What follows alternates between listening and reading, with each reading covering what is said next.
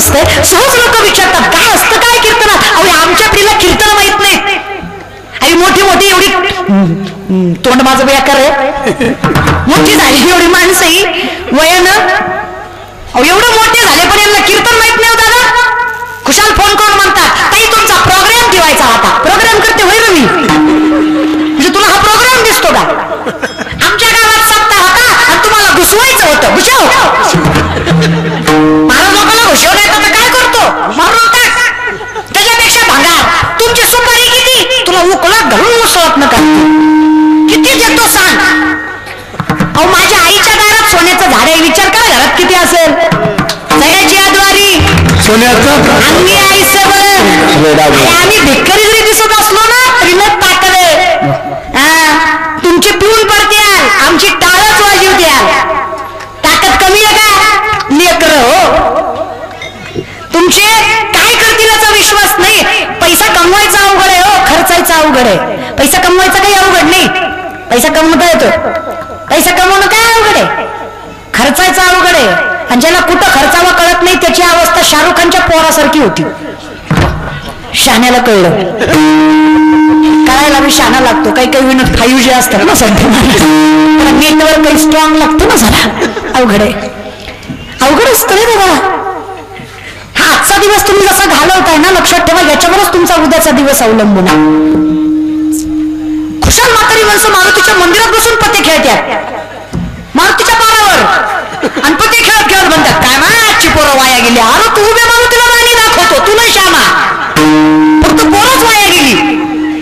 खुशाल म्हातारी मिसरीला वीट लावीत म्हणते काय माय पोरी काय माया जमान्यात होतं काय हे जमाना आला. आधी तू मिसरीला होती, तुझ्या मिसरीच्या वासाला मशीनं दूध द्यायचं बंद केलं. इतकं भांगर वास आहे त्या मिसरीचा आणि तू आजकालच्याच पोरीला पण वाया गेली. अगं पण काय केली याचा विचारही करणं कधीतरी. ज्या घरात लेकरांनी सासूनेचं जमलेलं बघितलं नाही, ज्या घरात लेकरांनी मोठ्यांचा आदर करताना पाहिला नाही, ज्या घरात लेकरांनी आईबापाची किंमत करताना पाहिली नाही ते लेकर परमार्थ करणार आहे. सुबह विचारते पाचगावकर, ज्याला घरातला बाप कळला नाही त्याला पंढरीचा बाप कळणार आहे? ज्याला घरातली माय कळली नाही त्याला पंढरीची माय कळणार आहे? काय लोकांची मेंटॅलिटी आहे. पण नाकाच्या शेंड्यापासून टकल्यापर्यंत गंध आणि बापाच्या कमरेत लाता आणि देव भेटला नाही. अरे तू बाप ठोकला. आता ही पोरं सुद्धा 10 दिवस गणपती आणि बुडावताना बाबूराव आणि बायको भेटना, तू देव ना चिवला देवाला सो सोडलं नाही रे. तू विचार काय करतो तुला प्रगती भेटणार आहे का ग बाय? नवरात्राचे उपास दसऱ्या दिवशी बोकड आणि देवी कोपती म्हणा पोत्यात घालून हाणलं पाहिजे सांगणारा हा प्रथम भामटे मला सोडून नाही. बरं मी म्हणतेय का मी जगद्गुरु सांगतात नेले फुंको कान नाही एकांतीचे ज्ञान. माऊली स्पष्ट सांगतात जयाचे आहे का धड नाही तयासी परित्र पुससी काही. अरे असे गोटी पायी पण अरे सामर्थ्य तरी लक्षात घे ना. जगणं ज्याला स्वतःचं सामर्थ्य कळलं नाही त्याला तू पापपतनाच्या गोष्टी विचारतो, त्याला तू मोक्ष विचारतोय. अरे आम्ही सांगतो ना मुखी नाम हाती मोक्ष ऐसे साक्षात. कशाला बलतीकडे योग याग विधी येणे मोही सिद्धी वायाची उपाधी दंभ धर्म नलगती साया सजावे सुखी तू घरा. तुकोबाराय म्हणले ठाईच बळी सोनी आवडी अनंत हरिमुखे द्वारक्याचा राणा. फक्त हरिमुखीच म्हणा. तुमचं काय झालंय काम कमी आणि बोभाटा जास्त आहे, कर्म कमी अहंकार जास्त आहे. अख्ख्या कोरोनात किलोभर तांदूळ दिला पण फेसबुक जाम केला. अरे बाबा दिला कशाला? खरं सांगा ज्याला द्यायचा त्याला फोटो काढायची गरज आहे का? नाहीच. आणि ज्याला फोटो काढायचा त्याची द्यायची आत्मीयता आहे का? त्याला स्वतःला मोठं करायचंय, दुसऱ्याला दान वगैरे द्यायचं नाहीये. अवघड आहे लोकांचं. कोट्यवतीचं बंगल्यावर नाव मातृपितृ छाया का तर पुढच्याला वाटावं काय धार्मिक आहे काय आईबाबाची सेवा करतो आणि घरात गेल्यावर कळतो मातृवाट्यावर पितृवाट्यावर छाया खाटावर लागला का तुझ्या बंगल्याला. तू लिहितो कशाला? दाखवू नको ना जगाला. हे तयासी परित्र पुससी काही. आणि आमची लेकरं त्यांच्या चरणावर मस्तक ठेवतात का तर पैसा आहे त्यांच्याकडे. श्रीमंताच्या चरणावर मस्तक ठेवायचं नसतं. ज्यांच्याकडं भावनेची श्रीमंती आहे, ज्यांच्याकडे उपकारांची श्रीमंती आहे. संतांनी उपकार केला पण उपकार ठेवला. ही माणसं उपकार करतात पण 100 वेळा बोलून दाखवतात. काय म्हणणं आहे तुमचं?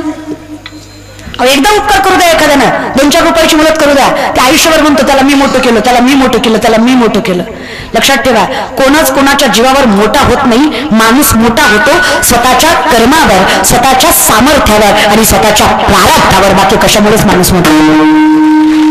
त्याचं कर्म सत्य असेल तर तो मोठा होणारच.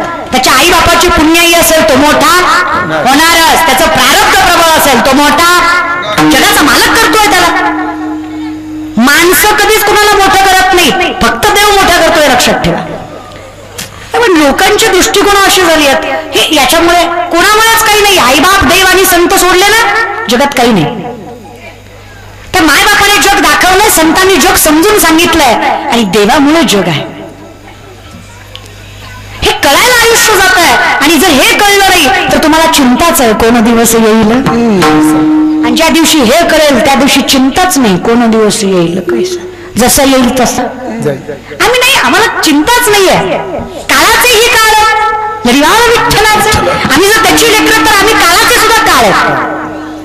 आम्ही का घाबरू? पण चिंता घाबरतं की नाही? चिंता वाटतं की नाही? मृत्यूचं भय वाटतं की नाही? वाटतच. ज्या दिवशी मृत्यूचं भय वाटणार नाही त्या दिवशी समजायचं खऱ्या अर्थाने वैष्णव झालो, संतांची कृपा झाली. आता काही आम्हाला घाबरवू शकत नाही. तुकोबाराय म्हणले, मी मेल्यावर माझी बायको लेकरं रडणार नाही. मी मेल्यावर कोण रडेल? रडती माया मोह रात्रंदिस, रडती माया मोह रात्रंदिस. माया मोह रडतील, मेलं तरी हाती आलं. आयुष्य असं पाहिजे, चिंता नसावी. आम्हाला झोपी लागत नाही, लोकांचं वाटवळच तेवढं केलंय. टेन्शन येतं, ह्याचं कुठं बघावं लागल. काय करतं पैशाला? बरं किती लाखाची गाडी घेतली, मरण टळतं का?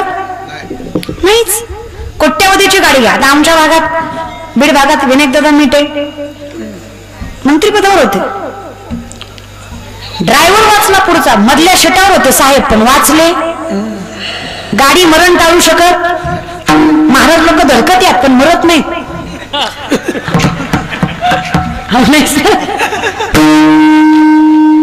गळ्यात तुळशीची माळ असल्यावर मरण येत नाही असं नाही, पण ज्याच्या गळ्यात तुळशीची माळ आहे तो व्यक्ती कधी आपातकालीन मरणाने मरत नाही, तर नियतकालीन मरणानेच मरतो.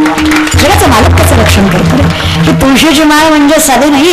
रुक्मिणी मातेला सांगितलं, रुक्मिणी स्वस्त कशा बसल्या, उठा घीच. अहो ते सत्यभामा तुमचं काढायला लागलं जगाच्या मालकाचं सामर्थ्य, तुमच्याकडनं घ्यायला लागल्या देवाला. काय श्रीमंताची लेखती, अख्खी सोन्याची होती तिची नगरी. अहो ती सगळं देवाला द्यायला लागली, पण देवाला सोन्यानं घ्यायला लागली. रखमाई म्हणली, माझा आहे तो, त्याला घेता आलं तर फक्त प्रेमानंच घेता येतं, सोन्यानं नाही. त्याला घेता आलं तर फक्त प्रेमानंच घेता येतं, सोन्यानं नाही. तो विश्वाचा मालक आहे. असे किती तराजू सोन्याचे मोजले तरी तो तिच्या पदरात पडणार. तिला म्हणावं भक्ती कर, प्रेम कर, विश्वास ठेव, बाकी काहीच त्याला लागणार नाही. पण अहंकारामध्ये ती फार संपत्ती असं वाटतंय तिला, देवाला विकत घेते असं सांगते जगाला. अख्ख्या नगरीतलं सोनं संपलं पण देवाचं पारडं जागचं हल्लं नाही. अख्ख्या नगरीतलं सोनं संपलं, देवाचं पारडं जागचं हल्लं नाही. हसत आल्या रुक्मिणी माता. तोडलं तुळशीचं पार आणि ते तुळशीपत्र ठेवलं त्या पारड्यावर. देवाचं पारडं बरोबर झालं. मग विचार करा, सगळ्या सोन्याची किंमत तुळशीच्या एका पानापाशी येऊन मिळली.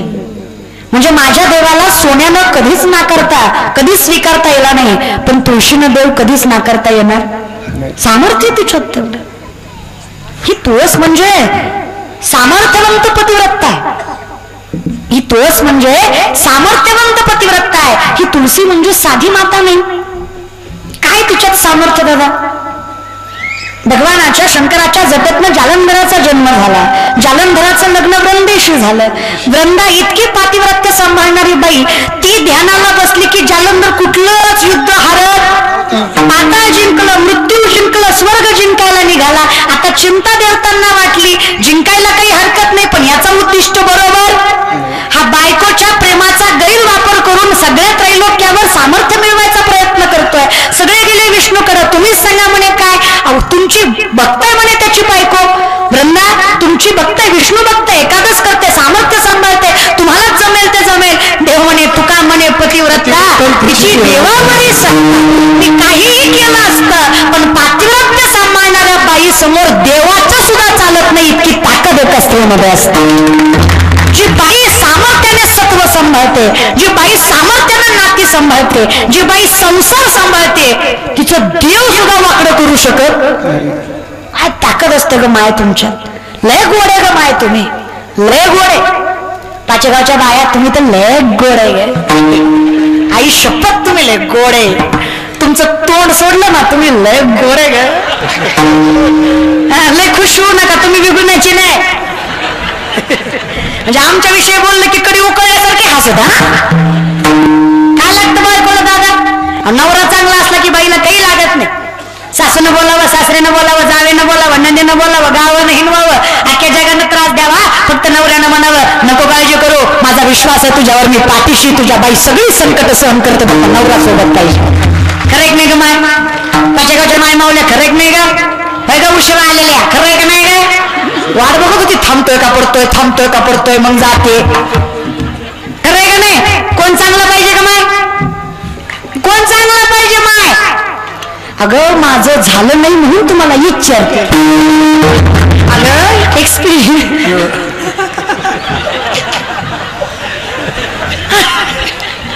अनुभवानं सांगा ग. कोण चांगलं पाहिजे आयुष्यात? नवरा चांगला पाहिजे की नाही? संसारात नवरा आणि परमार्थात सुद्धा मालकच चांगला लागतो. कोण शहाणा लागतो? मालक. शहाणा तो धनी सोपे आहे सर्व होणे. तुका म्हणे सोपे फक्त काय पाहिजे? शहाणा तो धनी म्हणजे मालक. मालक. देव नाही भेटला तर काही त्रास होत नाही. बघा माऊली म्हणतात देव नाही भेटला तर काही त्रास होत नाही, भलता देव भेटला की लय त्रास होतो. लय त्रास देतो र. चालू कीर्तनात बाईच्या अंगात आलं. नवरा शेजारीच होता. नवरा म्हणला ताई देवीनं सगळ्या गावच्या सोडल्या माझीच बरं धरली. म्हणलं तुझी गुणवान असं. म्हणलं आता काय करू? मग म्हणलं काय म्हणते? तेवढ्या माणसात बायकोच्या पाया पडला, तेवढ्या माणसात एकच बायकोला म्हणला बोला आई साहेब काय चुकलं लेकराचं? ही याची आई ही पण बिनला जगत म्हणती बाळा. 10 मिनिटापूर्वी नवरा होता.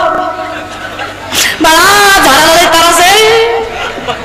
झाडाला फक्त झाडाच कळतं, दुसऱ्या पाया पचवायचं कळत नाही. झाडाला लय त्रास आहे, झाडाला लय त्रास आहे. अगं एकटीलाच का?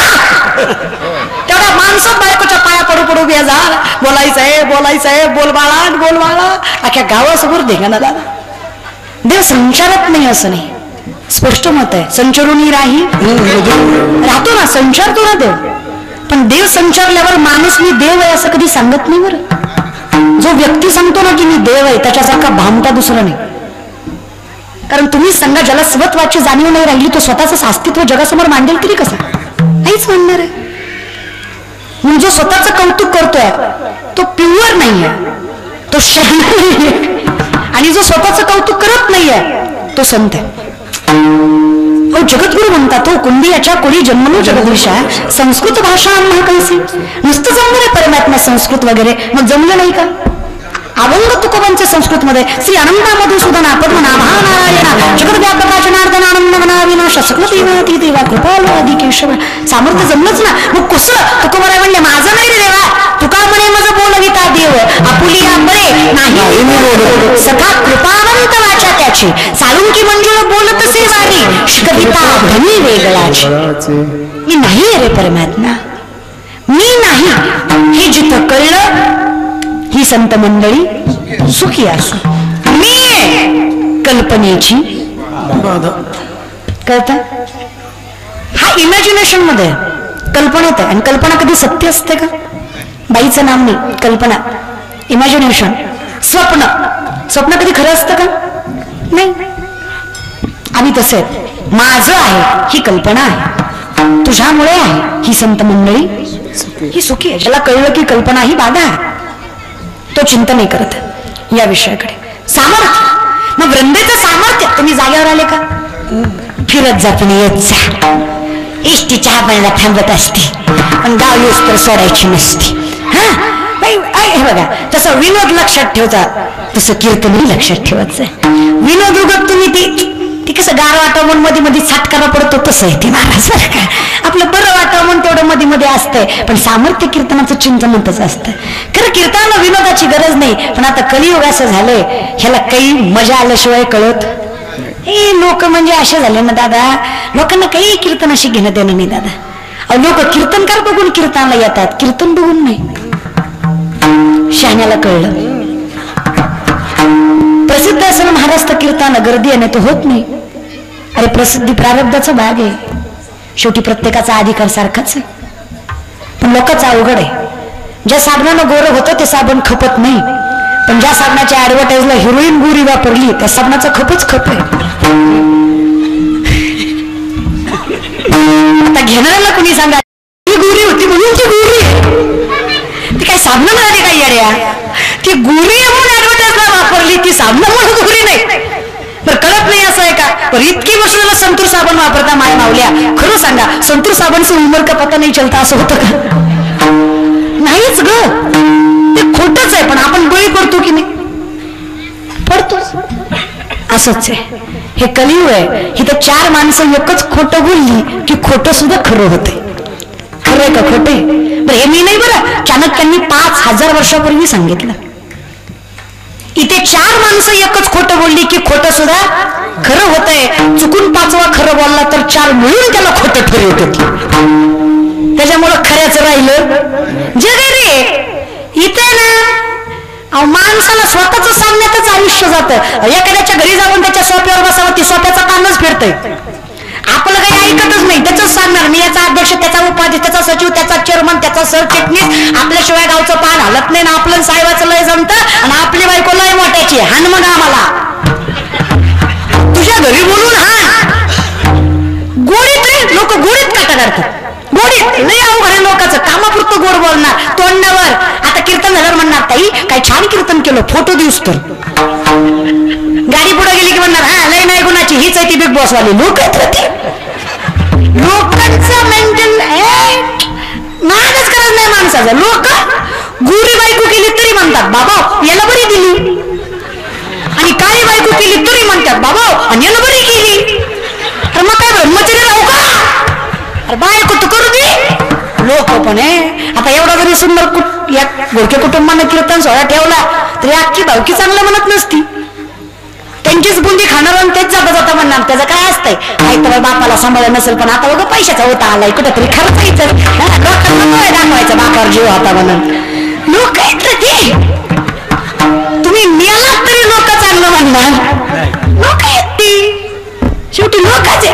तुम्ही काही करा रे जिंदगीत, लोक नावच ठेवणार.